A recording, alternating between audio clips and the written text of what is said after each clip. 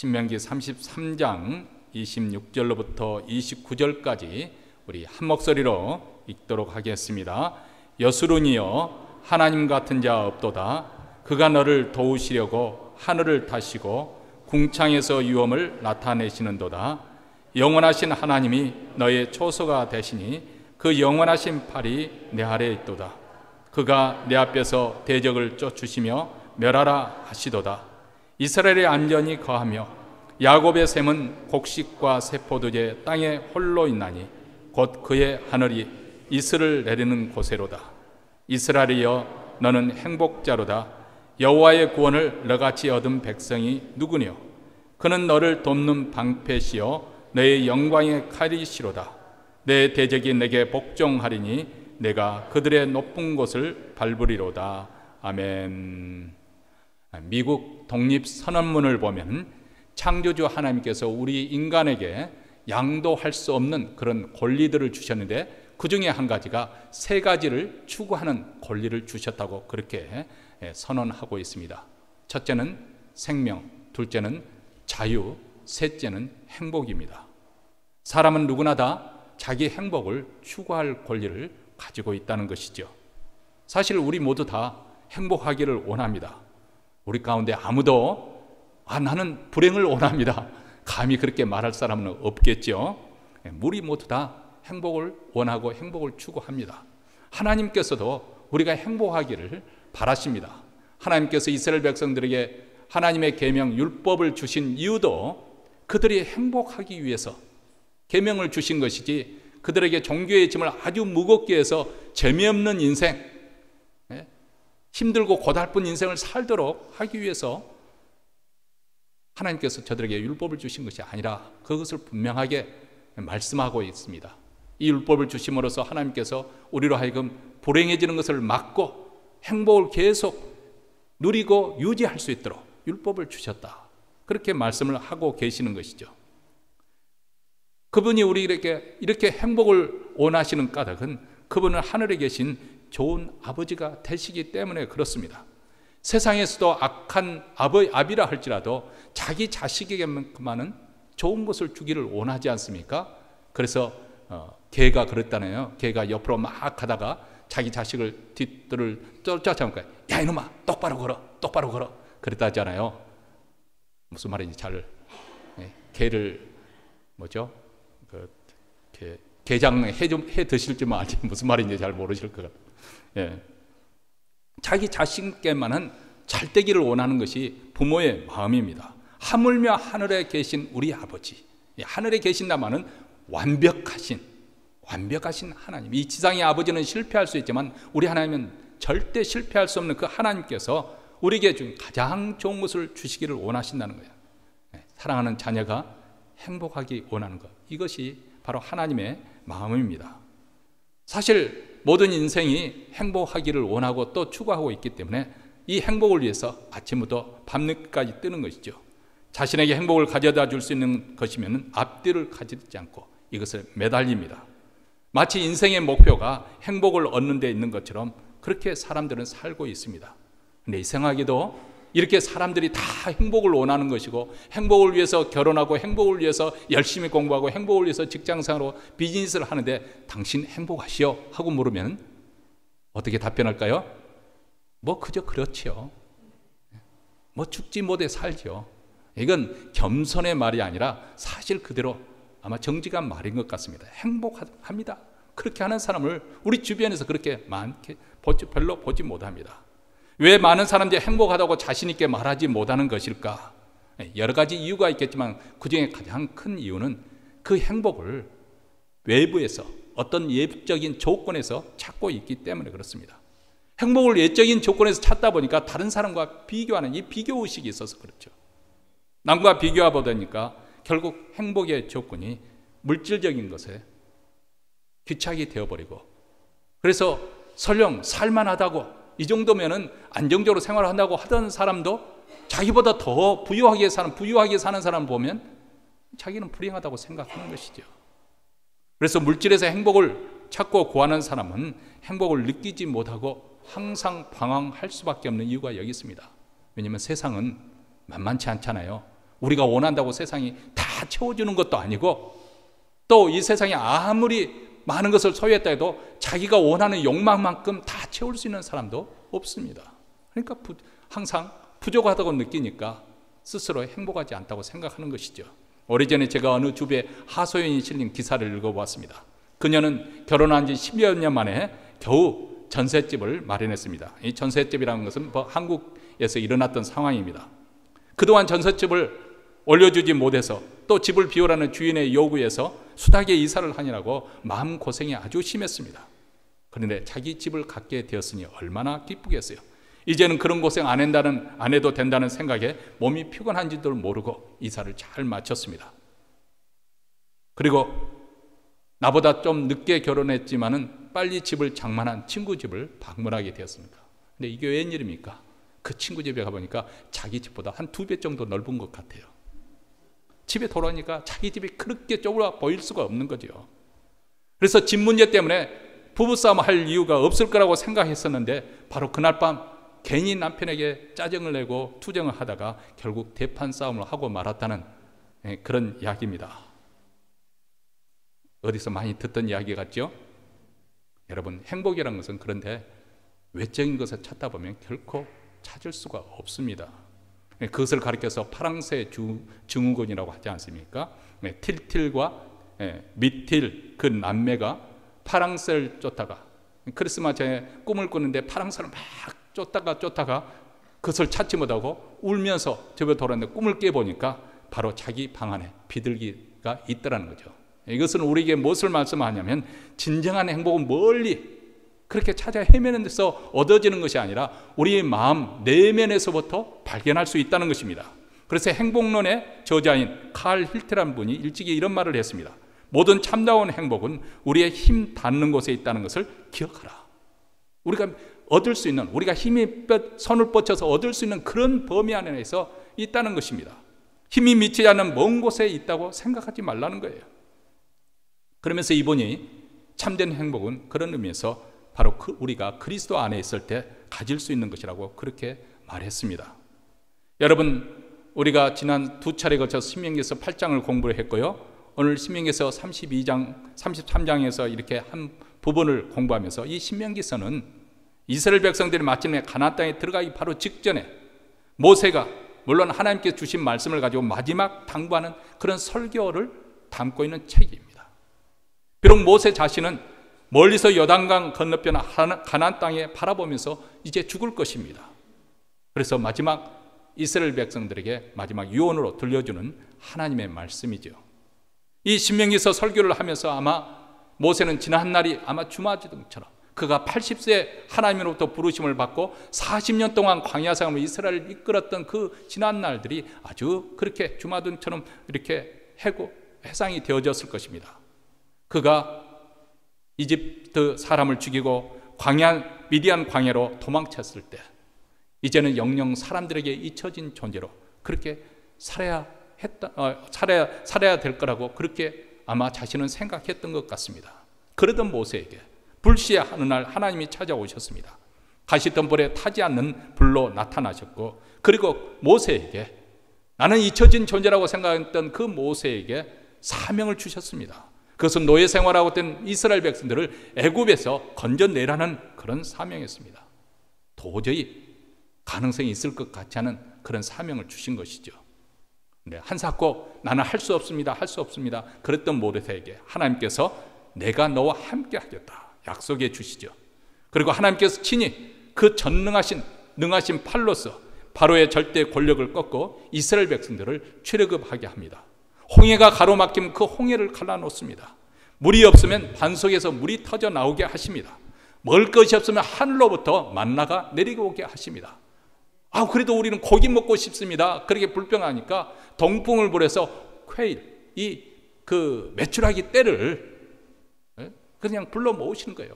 그냥 어느 날 아침에 깨어나서 보니까 메추라기 떼가 진중에 떨어지는데 사람 무릎까지 메추라기에 떨어져서 이렇게 쌓였다고 합니다. 6.1 전쟁, 이스라엘과 이집트와 사이의 6.1 전쟁에 그런 에피소드가 있었던 기사를 제가 오래전에 읽었는데요. 그날 밤에 이제 밤늦게 초소에서 이스라엘 군인이 보초를 쓰고 있는데 갑자기 후두두둑 하늘로부터 떨어지는 거예요. 그래서 이게 뭔가 적군이 쳐들어왔는가 하고 보니까 이렇게 보니까 새들하는 거예요. 메추라기 새죠. 메추라기. 이 철새, 이동하는 철새들인데 이 메추라기들이 이동하는 그 철새들을 이렇게 가다가 여행을 하다가 너무 지치면 그는 하늘에서 그냥 툭 떨어져서 그 사막 위에 이렇게 떨어져서 쉰다는 거예요. 잠을 잔다는 거예요. 거기서 쉬다가 그래서 그 다음날 이제 이스라엘군 그 초소 샀던 사람들이 그 메추라기를 이렇게 보니까 얼마나 좋겠어요. 그 잡아다가 털 뽑아서 먹기도 하고 그렇게 했는데 그 다음날 좀 더 먹으려고 딱 잡아놨는데 그 다음날 되게 후둑 날개를 터더니 또 날아가더라는 거죠.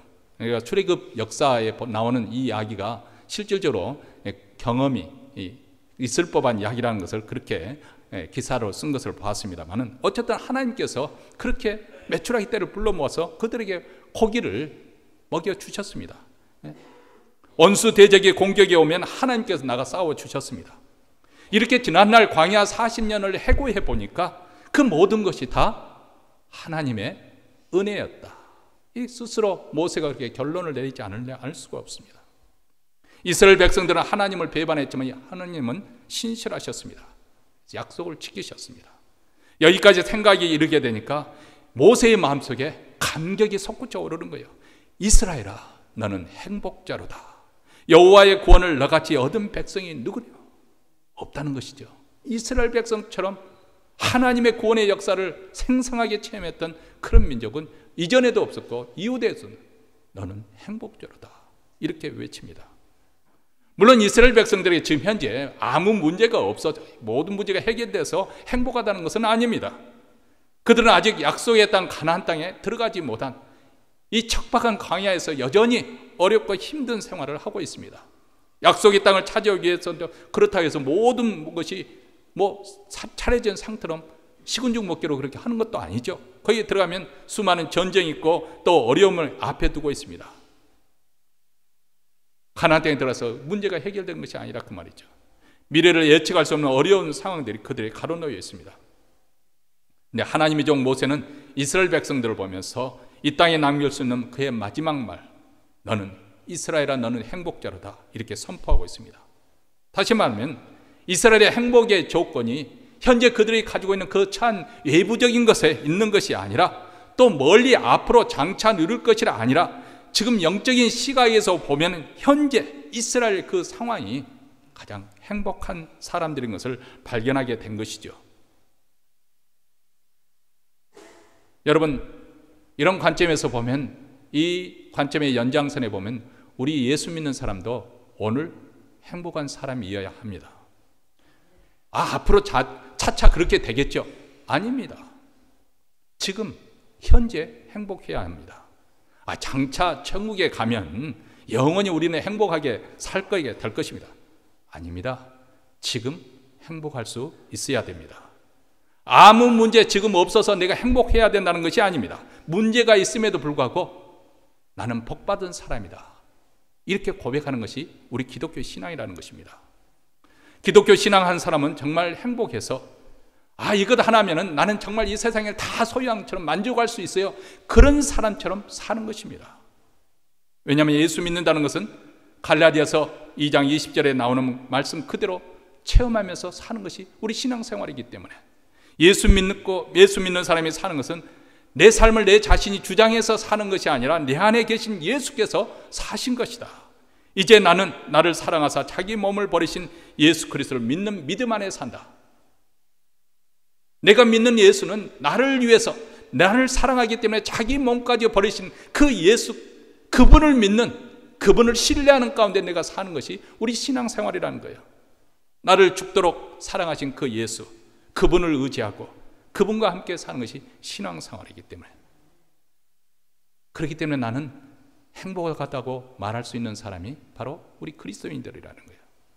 여러분, 세상에서 가장 사랑하는 사람과 함께 사는 것만큼 행복한 것이 또 어디 있겠습니까? 사랑의 눈이 어두운 두 연인에게서는 둘만 있으면, 함께 있으면 집이 좀 작아 보여도 괜찮습니다. 가난해도 괜찮습니다. 요즘 이 세대, 자라는 세대는 좀 슬프게도 이 정도 괜찮은 것이 아닌 것 같아요. 그렇죠? 서로 만났을 때 너 학교 공부 마치거나 빚이 얼마야? 그것도 따져본대요. 빚이 넘으면 나 빚 갚으라고 그런 고달픈 인생 살고 싶지 않아. 결혼 조건에 따진다는 거죠. 너무 계산적이기 때문에 다른 이야기가 될는지 모르지만 정말 진실한 사랑이라고 한다면 조금 어려움이 있고 고생을 좀 해도 괜찮다고 생각하는 거죠. 두 사람만 있으면. 여러분, 신앙생활은 이와 유사한 것입니다. 나를 위해서 죽도록 사랑하신 예수님과 함께 사는 것을 신앙생활이라 하는 것이고, 그러므로 우리 신앙생활은 행복해야 된다는 거예요. 우리 마음에 이 행복이 있어야만이 우리가 정상적인 그리스도인의 삶이라고 생각하는 것이죠. 근데 많은 경우에 이렇게 살지 못하고 그렇게 느끼지 못하는 경우가 많습니다. 현재도 미래도 어려움이 있을 것이고, 또 여전히 우리가 잘못할 수도 있음에도 불구하고 이스라엘 백성들에게 이스라엘이여 너 행복한 자로다 이렇게 외칠 수 있는, 그렇다면 우리가 그렇게 모세가 외칠 수 있는 그런 삶의 비결은 어디에 있는 것일까?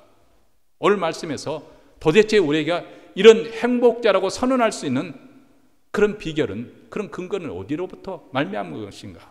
우선 첫째로 오늘 말씀 26절에서 보면은 우리가 하나님의 의로운 백성이 된 것으로 우리는 행복하다는 것입니다. 여러분, 26절에는 이스라엘을 가리켜서 여스룬이여 하고 부르지 않습니까? 이 여스룬이라는 원어 그 원래 뜻은 의로운 자, 곧은 자, 그런 뜻입니다. 여스룬이라고 하는 것은 하나님께서 이스라엘 백성들을 지칭할 때 명예롭게, 영화롭게 그들을 부를 때 부르는 하나의 애칭입니다. 하나님께서 그들과 관계가 좋지 않았을 때는 이 백성이 이런 식으로 표현을 하는데, 지금 여기서 여스룬이여 하는 것은 하나님께서 그들을 아주 사랑스럽고 존귀하게 여기는 그런 애칭으로 부르시는 거예요. 그런데 여스룬이라는 이 단어 속에는 하나님의 선택의 의미가 함축되어 있습니다. 하나님께서 이스라엘을 선택하셨던, 그들을 사랑하기로, 그래서 그들을 부르셨다는 거예요. 그것은 이스라엘 백성들이 잘나서 그런 것이 아닙니다. 그들의 수요가 많거나 그들이 강성해서 하나님께서 그들을 택한 것이 아니라고 계속해서 신명기에서 말씀을 하고 있습니다. 그들이 비록 연약하지만은 하나님께서 기뻐하셔서 그들을 선택하셨다. 모세가 거느린 이스라엘 백성들은 사실 어떤 사람들이었는가? 우리는 광야에서 보여준 그들의 행적이 민수기에서 잘 나타나 있습니다. 그래서 성경에서 그들을 가리켜서 그들은 목이 곧고 폐해간 족속이라고 그렇게 기록하고 있습니다. 그들에게 의로운 것이 없었다는 거예요. 신실함이 없었다는 거예요. 그들의 마음속에는 원망과 불순종으로 안고해졌다. 하나님의 이런 기적과 이적을 통해서 그렇게 인도함을 받았음에도 불구하고 그것을 믿지 못하고 여전히 불신앙 가운데, 그리고 하나님 말씀에 불순종하는 그런 가운데 살아고 원망과 불평을 했다고 성경은 기록하고 있습니다. 그런데 이런 이스라엘 백성들을 가리켜서 지금 여스룬이여 의로운 자라고 하나님께서는 부르고 있는 것이죠. 무엇 때문에 그럴까요? 하나님의 사랑 때문에 그렇습니다. 하나님께서 그들을 사랑하사 곧은 자로 인정해 주시겠다는, 이것을 가리켜서 은혜라고 하는 것이죠. 받을 만한 자격, 요건을 갖추지 않았음에도 불구하고 하나님께서 호의를 베푸시는 거예요. 조건 없는 은혜입니다. 세상적으로 볼 때는 그들 또한 그 세상 이방 사람들과 하등에 달란 그런 별다른 것이 없음에도 불구하고 하나님의 시각에서 볼 때 그들이 특별한 사랑으로 그들을 바라볼 때 사랑스러워 보였다는 거예요. 의롭다고 그렇게 불러주시는 거죠. 여러분, 이러한 사실은 이사야서 62장 4절과 5절에서 잘 설명하고 있습니다. 이스라엘을 가리켜서 비울라라고, 그리고 헵시바라고 부르고 있습니다. 비울라라는 말은 결혼한 여자라는 뜻이고요. 여기서 결혼한 것은 하나님께서 이스라엘과 영적인 의미에서 결혼한 그런 것을 상징하는 것이죠. 그리고 헵시바라는 것은 기뻐함을 받은 자라는 그런 뜻이 있습니다. 우리가 주일 찬양팀을 가서 헵시바라고 하는데 기쁨을 받은 자. 그래서 62장 4절에 다시는 너를 버리운 자라 칭하지 아니하며 다시는 내 땅을 항무지라 칭하지 아니하고 오직 너를 헵시바라 하며 내 땅을 뷸라라 하리니 이는 여호와께서 너를 기뻐하실 것이며 내 땅이 결혼한 바가 될 것임이라, 이렇게 말씀하고 있습니다. 다시 말하면 이스라엘 백성이 하나님의 사랑의 대상이기 때문에, 사랑을 받고 있기 때문에 행복한 사람들이라는 것이죠. 여러분, 이 이야기는 아가세에 아주 잘 나와 있는 그런 에피소드가 있습니다. 이 술라미 여인이라고 등장하는데, 술라미 여인은 그렇게 피부가 아마 다른 여자에 비해서 좀 피부가 좀 검었던 것 같습니다. 근데 어쨌든 보잘것없는 그런 비난한 시골 출신의 그 여성이었음에도 불구하고 그 여자가 가장 존귀한 여자로 둔갑할 수 있었던 것은 그 당시 가장 강력한 왕이던 솔로몬의 사랑의 대상이 되었기 때문이었어요. 솔로몬의 사랑을 받게 되니까 존귀한 사람이 된 거죠. 우리도 세상 사람들과는 별다른 차이가 없는데 하나님께서 우리 죄를 인정치 아니하시고 예수 그리스도의 그 십자가의 보혈을 통해서 우리를 의로운 자라, 우리를 의롭다고 그렇게 말씀하십니다. 이것이 우리 믿는 자의 행복이라는 겁니다. 다윗은 이 행복을 일찌감치 체험했던 사람입니다. 그래서 로마서 4장 7절과 8절에서 이렇게 말합니다. 그 불법을 사하심을 받고 그 죄를 가리우심을 받은 자는 복이 있고 주께서 그 죄를 인정치 아니하실 사람은 복이 있도다. 이렇게 말씀하고 있습니다. 구약시대 시편에서 다윗이 이렇게 읽었는데 신약시대에 와서 바로 예수 그리스도의 십자가의 피로 인해서 그 죄가 덮어짐을 받고 그래서 하나님께서 우리를 의롭다고 말하는 이 사람이 복되다는 사람입니다. 우리 마음속에 하나님의 정죄함이었고 그래서 나를 스스로 내가 정죄하지 않는 이 사람은 복된 사람이에요. 하나님께서 의롭다고 하신 우리가 행복하다는 것입니다. 두 번째로 왜 우리가 행복한 사람인가? 우리는 하나님의 보호하심과 도우심을 받는 대상이기 때문에 그렇습니다. 26절에 보면 하나님께서는 그의 택하신 백성을 도우시려고 하늘을 다시며 궁창에서 위엄을 나타내시는 하나님으로 그렇게 묘사하고 있습니다. 이것은 하나님의 무한한 권세와 그리고 전지전능하심을 가지고 우리를 도우신다는 것이죠. 근데 이 하나님이 나와 상관이 없다면 이것이 뭐 하나님이 전지전능하다고 나와 무슨 소용이 있겠어요? 그런데 이 위대하신 하나님이 나의 아버지가 되어주시고 하나님의 자녀들은 우리들을 도우시니 우리가 행복을 느끼는 것은 당연한 것이죠. 이뿐만 아닙니다. 그 하나님 멀리 계신 것이 아니라 바로 우리의 피난처가 되어주신다고 27절에서 말씀하고 있죠. 영원하신 하나님이 너의 초소가 되시니 그 영원하신 팔이 내 아래에 있도다. 그가 내 앞에서 대적을 쫓으시며 멸하라 하신도다. 이렇게 말씀합니다. 여러분 지난주 이렇게 비가 왔을 때 만약 이런 비가 내리는 가운데서 비를 피할 수 있는 집이 없다고 한번 생각을 해보세요. 비바람이나 눈바람을 다 맞을 수밖에 없는 그런 상황이라고 생각해 보십시오. 얼마나 비참하겠습니까? 그런데 이스라엘 백성들은 광야에서 안식할 곳이 없었습니다. 유리하고 방황하고 있었습니다. 그런데 하나님께서 그의 백성들에게 안식과 피난처가 처소가 되어주시겠다는 거예요. 하나님께서 함께 하시다는 것이죠. 더 나아가서 하나님의 그 영원하신 팔이 내 아래에 있다. 여러분, 모세는 친히 하나님의 그 영원하신 팔에, 능하신 팔의 권능이 얼마나 놀라운 것인 것을 경험했던 사람입니다. 이스라엘을 애굽에서 구원한 것도, 홍해를 가른 것도, 반석에 물을 낸 것도 다 능하신 하나님의 팔이 함께 하였기 때문입니다. 그 모세가 이스라엘 백성들의 축복하기를 영원하신 팔이 내 아래에 있다. 이렇게 표현을 했습니다. 지금까지 모세가 이스라엘 백성들을 인도해 왔습니다. 그런데 이제 눈앞에 죽음을 앞두고 있습니다. 모세는 이 세상 살아온 동안 세상 사람들의 도움의 팔이 얼마나 연약하고 유한한 것인지 너무도 잘 알고 있죠. 모세 자신도 아말렉과의 전투에서 여호수아가 이스라엘 군대를 이끌고 나가서 싸웁니다. 근데 산 위에 있는 모세가 손을 들면 여호수아 군대가 이기는 것이고 손을 내리면 여호수아 군대가 후퇴를 하는 거예요. 근데 팔이 아프니까 내려올 수밖에 없잖아요. 그래서 아론과 홀이 옆에서 하나씩 붙들어주고 모세라는 바위를 하나 가져와서 앉게 했다고 했잖아요. 그래서 팔이 내려오지 않으니까 종일토록 이스라엘이 쳐서 큰 승리를 거두는 장면이 나오죠. 여기 보면 인간의 팔이라는 것이 얼마나 연약하다는 것을 모세는 잘 알고 있습니다. 지금 죽음 앞에서 자신의 팔로 이스라엘을 위해서 무엇을 할 수 있겠어요? 네, 자기 자신은 죽어도 하나님의 도우시는 능력의 팔이 영원할 것을 알고 있기 때문에 이스라엘아 너는 영원한 자로다 이렇게 말씀하는 거죠. 전능하신 팔을 누가 대항하겠습니까? 그러므로 이 세상에서 아무 의지할 데가 없어도 이 세상에 나를 도울 자가 없더라도 그런 빽이 없다 할지라도 오직 하나님의 도우시는 손길을 믿고 나아가는 이 신앙인들은 참 행복한 사람, 복된 사람들인 것이죠. 여러분, 우리가 험한 세상을 살아가면서 수많은 대적들을 만납니다. 하나님의 백성 이스라엘 백성들의 수많은 대적들이 있었듯이 우리 앞에도 그런 대적들이 있습니다. 질병이 찾아올 수 있는 거고요, 실패가 찾아오고 어려움과 고통을 당할 때도 있습니다. 그런데 미리 염려하거나 불안해하거나 두려워할 필요가 없습니다. 왜냐하면 하나님의 능하신 팔이 우리의 원수 대적을 나가서 먼저 싸워주시기 때문에, 정보하시기 때문에.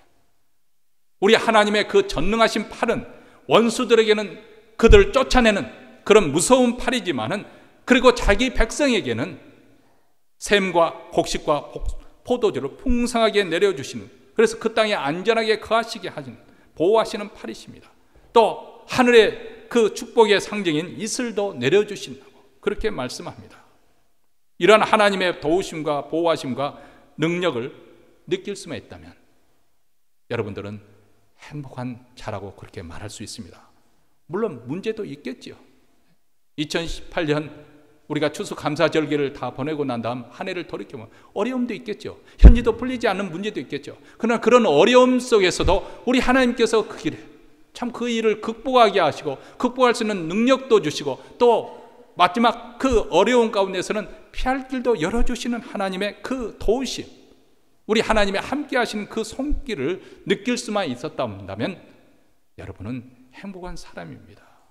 신앙의 연륜이 쌓아감에 따라서 이런 하나님의 은혜를 체험하고 간증할 수 있는 우리 모두가 된다면 참으로 행복한 것이죠. 우리가 행복한 까닭은 우리가 하나님의 의로운 백성이 되었기에, 그리고 하나님이 우리를 도우시기 때문에 행복합니다.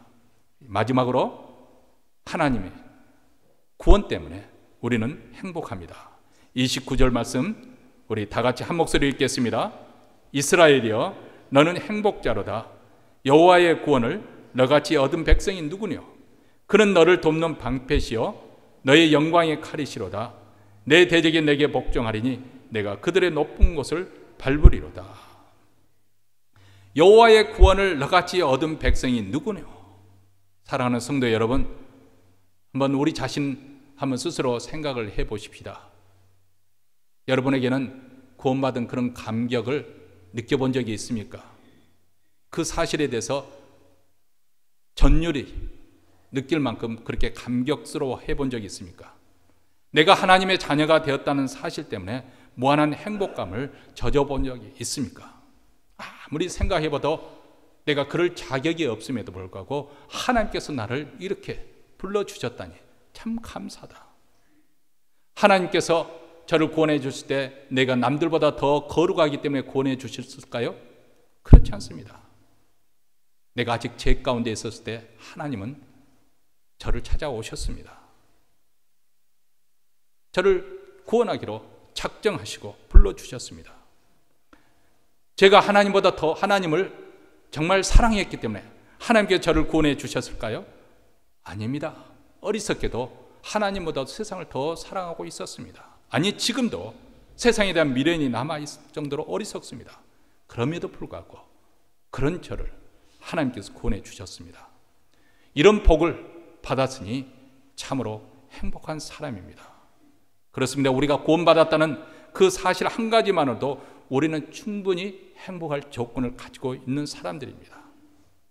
여러분, 예수님께서 이것이 얼마나 소중한 일인지 이렇게 말씀하셨지 않습니까? 온 천하를 얻고도 목숨을 잃으면 무슨 소용이 있으리요?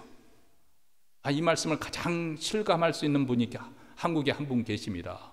세계적으로 유수한 기업이, 대기업이 된 이 삼성 재벌의 회장님이, 이건희 회장께서 지금 의식불명인 차이로 오랫동안 지금 그 현대의학의 도움을 가지고 생명을 연장하고 있지 않습니까? 그분에게 만약 말할 수 있는 의식이 돌아온다고 한다면 한번 물어봤으면 참 좋겠죠? Are you happy? 행복하십니까? 그럼 뭐라고 할까요? 나 돈이 너무너무 많아서 아주 행복해요. 그렇게 말할까요? 돈 다 소용없어요. 그렇게 말하지 않겠어요? 온 천하를 얻고도 영생이 없다고 한다면, 목숨을 잃으면 무슨 소용이 있겠는가? 우리 영혼 구원은 세상의 금은 보화나 명예나 권력이나 쾌락으로도 바꿀 수 없을 만큼 아주 소중하다는 것입니다.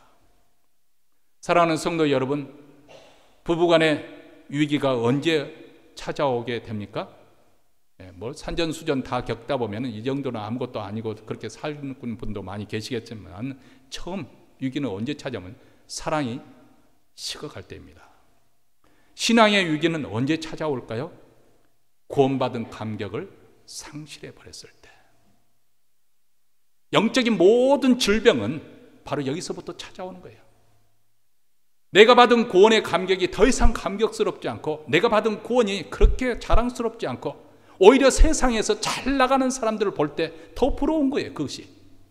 나는 왜 이팔자로 돈 없이 사는 거? 나는 왜 이팔자로 이렇게 가난하게 사는 거? 나는 왜 이팔자로 이렇게 어렵고 힘든 인생을 살고 이렇게 팔자 타령하고 있을 때 아주 영적으로 큰 위기가 그 사람은 찾아온 것입니다. 하나님께서 자신의 아들 독생자를 세상에서 우리를 건지시려고 십자가에 내어주셨음에도 불구하고 그 구원을 하찮게 여기고, 하찮은 그 세상 것 때문에 더 이상 믿는 자의 그 자부심마저 상실하며 살아가는, 이게 바로 영적인 무서운 병이죠. 무서운 질병, 문둥병에 걸린 거랑 마찬가지죠. 여러분, 어느 날 아침에 영국에 난 아주 유명한 그분을 가리켜서 설교의 황태자라고 그렇게 말할 정도로 아주 설교를 잘하시는 스펄전 목사님이 계십니다. 그런데 그 스펄전 목사님이 울고 계시는, 그러니까 그 아내가 물었습니다. 왜 이 아침부터 이렇게 울고 있어요? 그렇게 물었더니, 오늘 아침에 내가 십자가를 묵상해도 아무런 감동이 없어. 그래서 내가 울고 있네. 십자가를 묵상할 때 감동이 없을 만큼 내 심령이 메마른 것으로 인해서 그것이 너무 안타깝고 슬퍼서 울고 있다는 거예요. 이게 스펄전 목사님의 영성이에요. 그래서 하나님께서 그를 위대한 종으로 쓰셨던 것이 아닌가, 그렇게 생각해 봅니다. 저는 어떨까? 그 은혜를 간직하지 못하고 이제는 닳고 닳아가지고 마음이 다 메말라서 바짝 말른 장작처럼, 불에 넣기도 전에 사르르 타버리는 그런 바짝 말른 장작처럼 그렇게 닳고 닳아도 우리는 아무렇지 않도록 교회를 출입하면서 예배를 드리면서 그렇게 살아갑니다. 이게 영적 문둥병입니다. 문둥병이에요. 겉으로는 경건한 것처럼 찬송도 부르고 거룩도 말도 하고 하나님의 사랑도 말하고 그러지만은 그 삶에 어떤 하나님의 온기, 생기, 그리고 하나님에 대한 열정, 그리고 하나님 말씀에다 살고자 하는, 내 자신을 복종시키는 그런 순종함도 없는, 여전히 세상들처럼 하고 싶은 대로 다 말하고 하고 싶은 대로 다 행동하고 살고, 그래도 아무런 가책을 느끼지 못하는 이 영적 문둥병에 걸린 것이죠. 왜 그랬을까요? 언제부터 그랬을까요? 우리가 구원의 감격을 상실했었다부터 그렇습니다. 사랑하는 성도 여러분, 많은 사람들이 물질적인 것에서 행복을 가져줄 줄로 생각합니다. 적어도 우리 예수 믿는 사람은 그렇게 믿지는 않지만은, 그러나 우리 몸도 그렇게 세상 사람들처럼 생각하는 경우가 참 많습니다. 명예와 권세가 행복을 가져줄 줄 알고 아침부터 저녁까지 눈을 풀 켜고 살고, 아니면 세상의 부귀 영화, 뭐 그것이 우리를 행복해 줄 줄 알고 생각합니다. 근데 부귀 영화를 다 누렸던 솔로몬조차도 그렇게 다 해보니까 쓸모없더라, 헛되더라, 이렇게 고백을 합니다. 예. 우리 성도들과 뭐 잠깐 이렇게 신교에서 무슨 대화를 나누다가 이런 이야기 저런 이야기 하다가, 그 로또 당첨되면은 얼마나 좋을까, 그런 이야기하다가, 그렇지만 그렇게 해서 행복한 사람 없더라고요. 그랬더니 그래도 한번 로또에 당첨되고 싶어요. 그렇게 말을 하더라고요. 그래, 맞습니다. 우리 현실 속에서 너무 사는 것이 힘드니까 그런 마음을 가질 때가 있겠죠. 근데 솔로몬은 인생의 결산을 하면서 다 헛되다고 말합니다. 만약 이런 것들이 행복하다는 것을 가져다 주는 것이라고 한다면 선진국에 사는 사람들은 정말 이미 벌써 낙원에서 행복을 누리고 살고 있었을 것입니다. 그런데 선진국일수록 왜 그렇게 자살하는 사람이 많습니까? 한국 대한민국이 참 가난하게 살았잖아요. 그렇죠?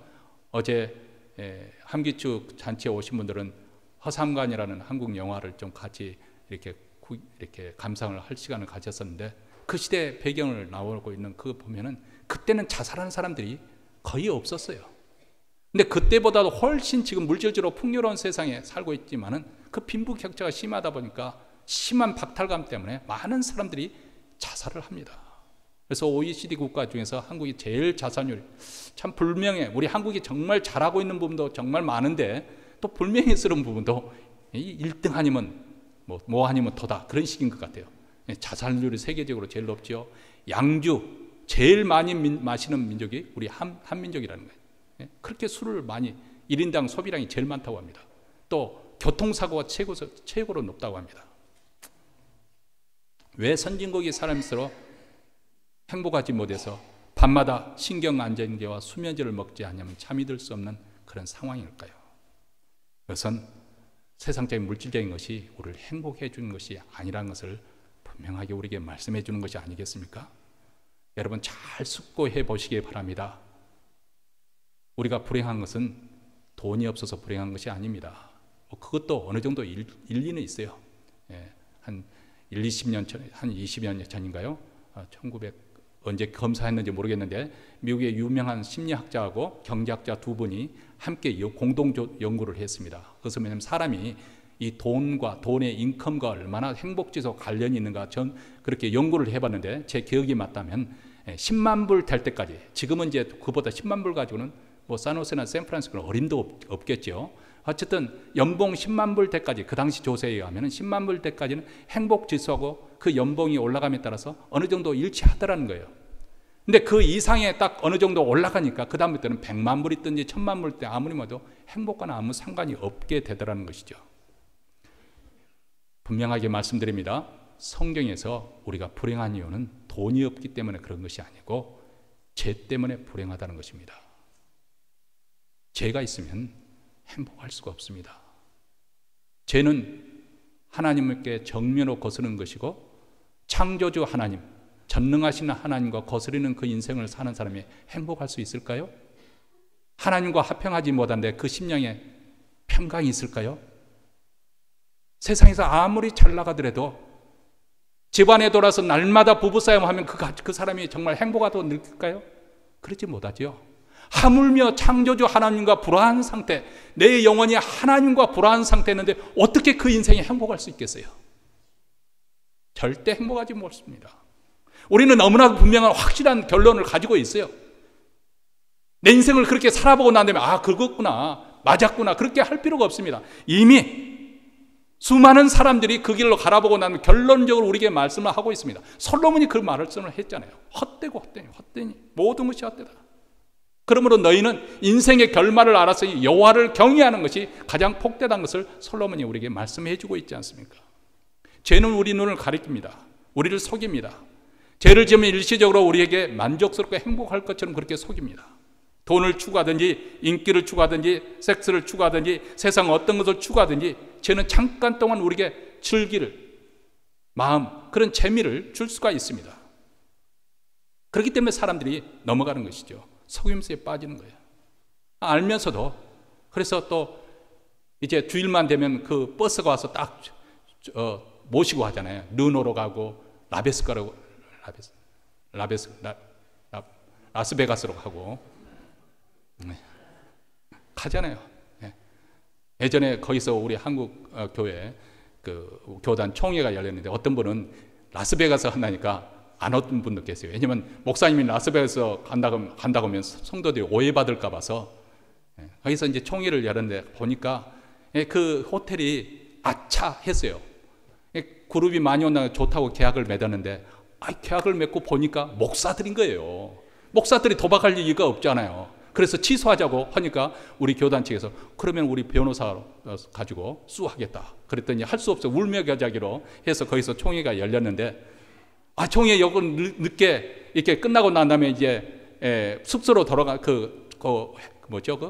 홀이 있잖아요. 거기를 거쳐가는데 그냥 그 담배 여자후 한가운데서 그냥 눈을 부릅뜨고 그렇게 세상 열심히 사람들 제가 처음 봤어요. 그냥 뭐가 나오는가 그냥 그렇게 열심히들 하더라고요. 근데 내가 또 놀란 거 있습니다. 나이 드신 할머니들이 그렇게 많더라고요.